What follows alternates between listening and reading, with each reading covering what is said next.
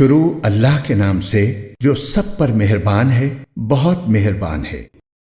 مسلمانوں، یہ اللہ اور اس کے رسول کی طرف سے دستبرداری کا اعلان ہے ان تمام مشرکین کے خلاف جن سے تم نے معاہدہ کیا ہوا ہے۔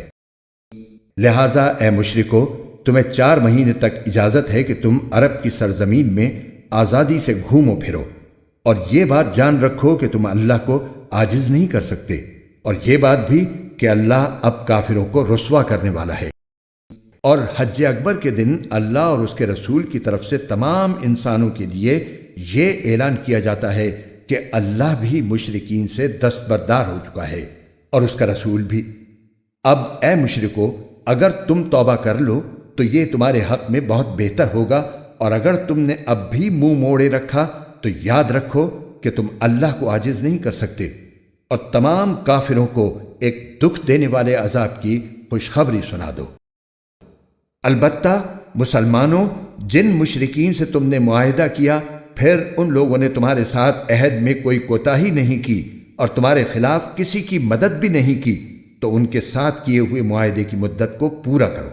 بے شک اللہ احتیاط کرنے والوں کو پسند کرتا ہے۔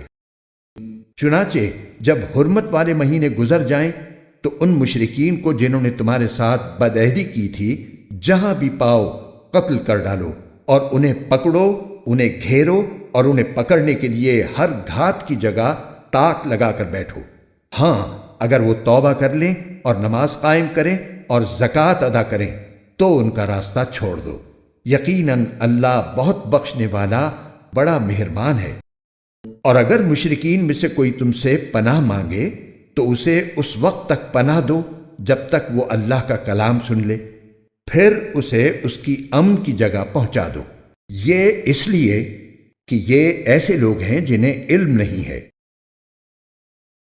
قرآن کے خوبصورت اور ایمان افروز اردو اور ہندی ترجمہ و تفسیر کے ویڈیوز کو دیکھنے کے لیے ہمارے چینل بیوٹیفل قرآن AB کو لائک، سبسکرائب اور شیئر کیجیے۔